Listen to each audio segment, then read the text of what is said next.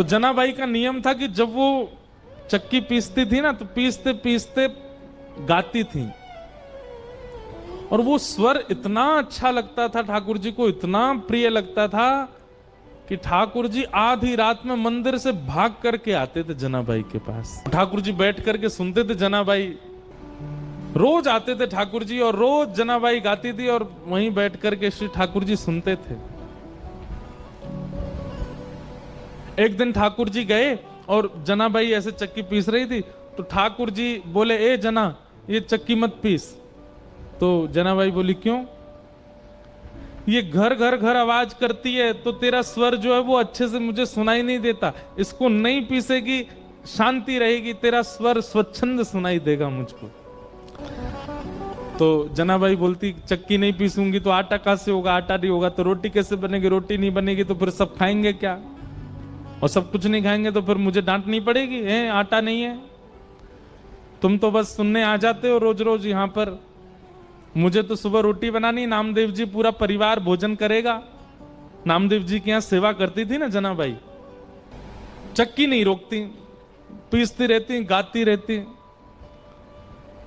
ठाकुर जी बोले, नहीं नहीं चक्की रोको, मुझे तुम्हारा स्वर सुनना है।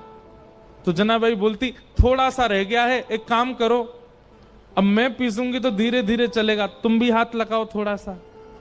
तो ठाकुर जी हाथ लगाते जनाबाई के साथ, और साथ में बैठ करके दोनों पीसते, और पीसते पीसते जनाबाई गाती। अब जब ठाकुर जी हाथ लगाते जनाबाई के साथ चक्की पिसवाते, तो ठाकुर जी इतने सारे गहने पहन के रहते हैं, वो गहने सब आगे पीछे जब ठाकुर जी हिलते तो गहनों की आवाज आती। जनाबाई बोलती, अब मेरी चक्की परेशान नहीं कर रही, तुम्हारे गहने परेशान कर रहे हैं। तो ठाकुर जी अपने सारे आभूषण उतार करके किनारे धर देते कि जनाबाई का स्वर मैं सुनता रहूं, इस स्वर के बीच में कोई और बाधा नहीं आवे। और ठाकुर जी अपने सारे आभूषण उतार करके किनारे में धरते, और जनाबाई के साथ धीमे धीमे चक्की पिसाते, और जनाबाई गाती। अब जनाबाई का तो पद याद नहीं, पर मीराबाई का एक पद, गोविंद मिले पिया मोरा, गोविंद पिया मोरा।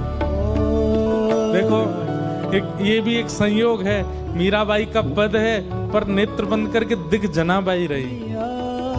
जनाबाई चक्की पीस रही हैं, ठाकुर जी हाथ लगवा रहे हैं, अपने सारे गहने उतार करके ठाकुर जी, कोई आवाज ना हो, हाथ के अपने स्वर्ण के कड़ूला भी उतार दिए, पैर की पाजेब, क्योंकि ठाकुर जी हिलते हैं तो आवाज होती है। स्वच्छंद जनाबाई का स्वर मेरे कान में जाना चाहिए। और ठाकुर जी नेत्र बंद करके जनाबाई के स्वर सुनते हैं। जनाबाई कहती है,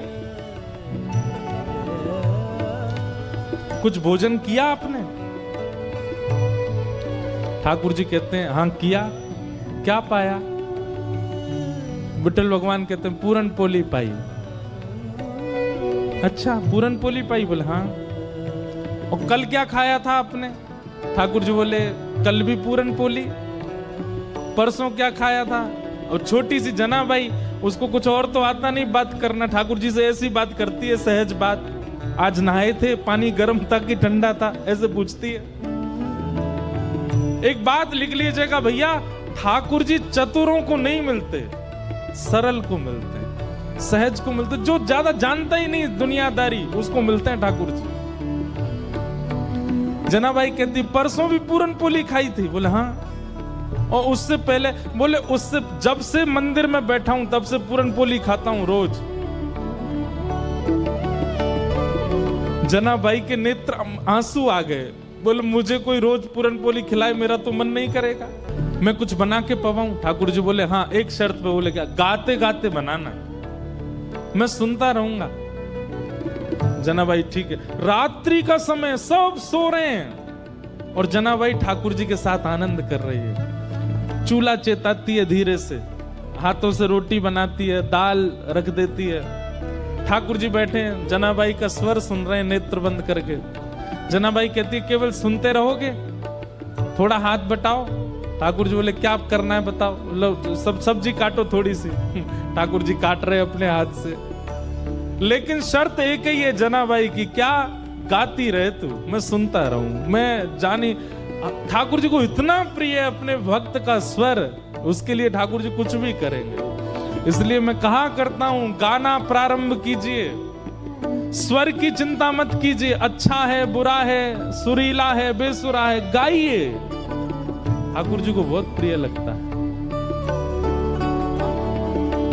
कब मिले पिया मोरा गोविंद, कब मिले पिया मोरा गोविंद, कब मिले पिया मोरा गोविंद, कब मिले पिया। प्रसाद शुद्ध कर देती है जनाबाई। ठाकुर जी के आगे जब पधराती है, ठाकुर जी पाने बैठते हैं। अच्छा पेट भरा हुआ है ठाकुर जी का, प्रसाद पाके आए मंदिर से, लेकिन जना ने बनाया है और गाते गाते बनाया है, इसलिए ठाकुर जी लोभ में पा रहे हैं। और बीच बीच में जनाबाई के कुछ मन में आ जाता है, ऐसे नहीं ऐसे पाओ, अपने हाथ से तोड़ के खुद खिलाती है और ठाकुर जी पाते हैं उसके हाथ से। ये मुक्ति में प्राप्त नहीं हो सकती स्थिति, ये तो भक्ति में ही प्राप्त होगी। मुक्ति में तो क्या होगा, वैकुंठ में एक जगह मिल जाएगी, बैठे रहो वहां पे। पर भक्ति में तो जीते जी अभी इसी अवस्था में, इसी स्थिति में, इसी काल में, इसी जन्म में ठाकुर जी प्रत्यक्ष सामने आ जाएंगे और वो सब अनुभव प्रदान करेंगे जो सब भक्तों को प्राप्त हो। इसके बाद की लीला थोड़ी सी हृदय को थोड़ी पीड़ा तो देती है, पर है लीला। फिर ऐसा हुआ कि सुबह का समय हो गया, ठाकुर जी बैठे रहे पूरी रात।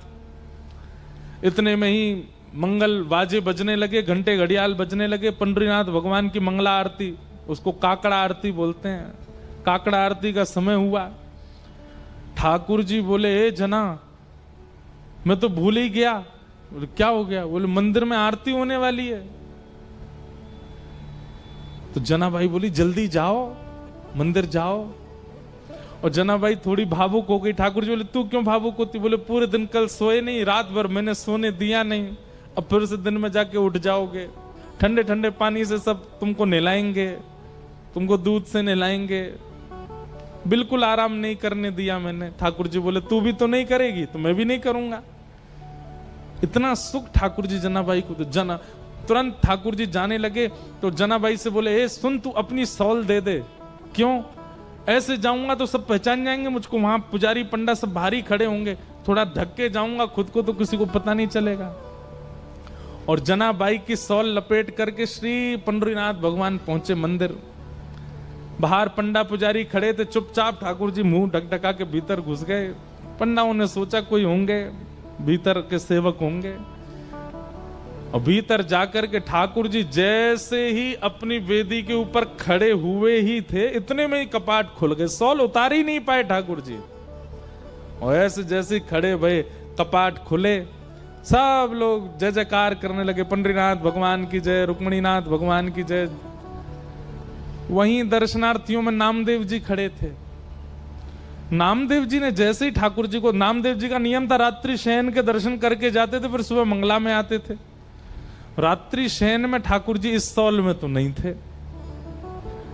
और नामदेव जी के घर में ही सेवा करती है जनाबाई। और जनाबाई की सामग्री नामदेव जी को पता है वो क्या पहनती है। नामदेव जी तुरंत बोले ये सौल तो मैंने कहीं देखी है जो पंडरीनाथ पहने, रात में तो नहीं थी, ये सुबह कहां से आ गई?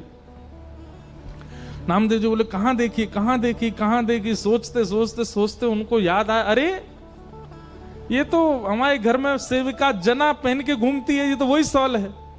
उसकी कढ़ाई आदि बिल्कुल वैसी थी। तो कई बार आश्चर्यचकित वस्तु दिखती है तो आप अचानक से बोल पड़ते हो, और नामदेव जी बोल पड़े, ये तो जना की सौल है।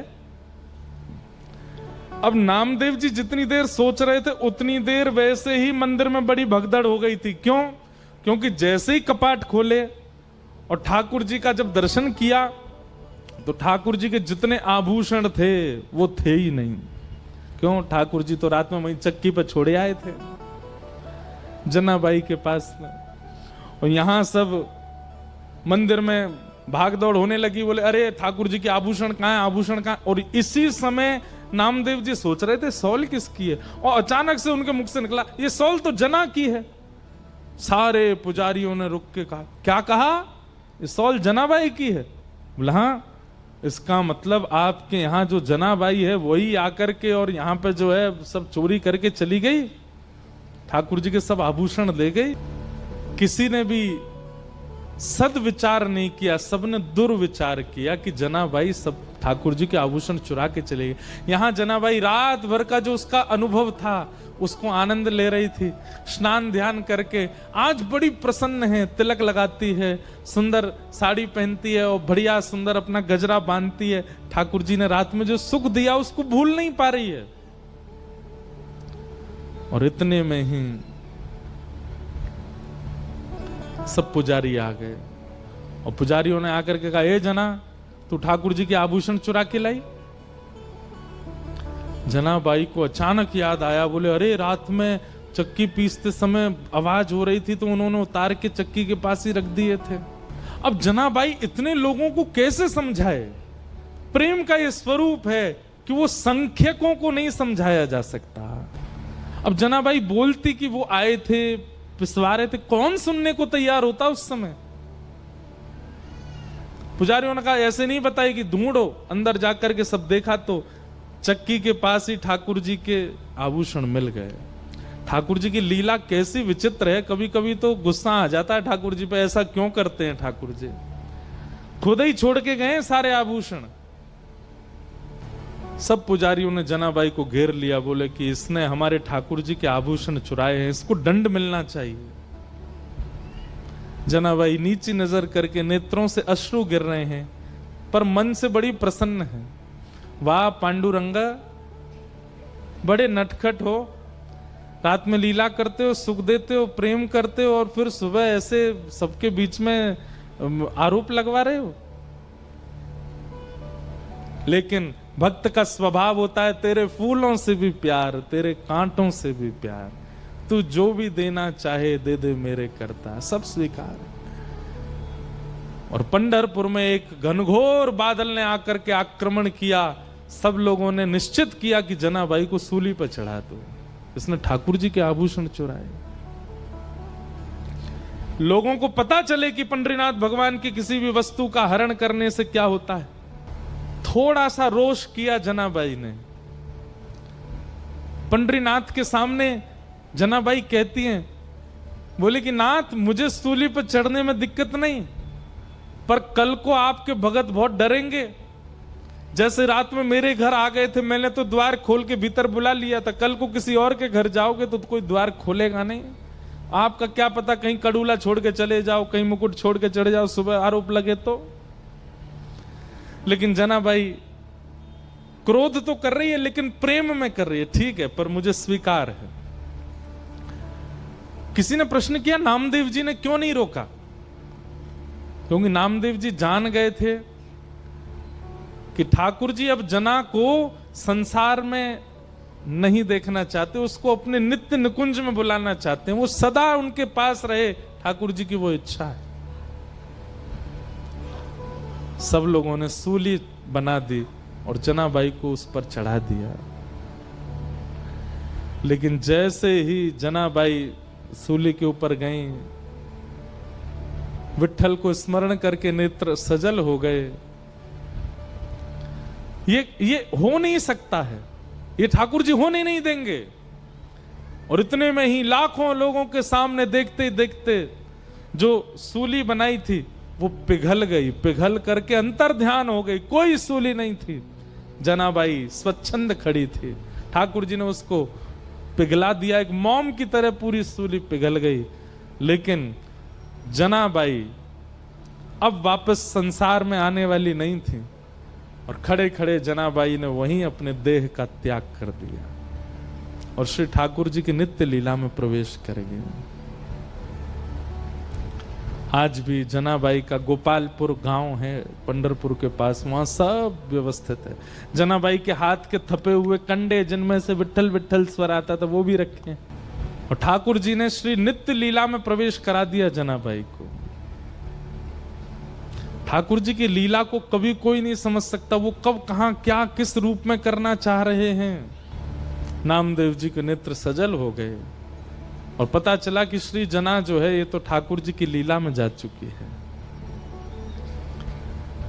मुक्ति मृत्यु के बाद भगवान का दर्शन कराती है, पर भक्ति तो जीते जी ठाकुर जी का अनुभव करा देती है।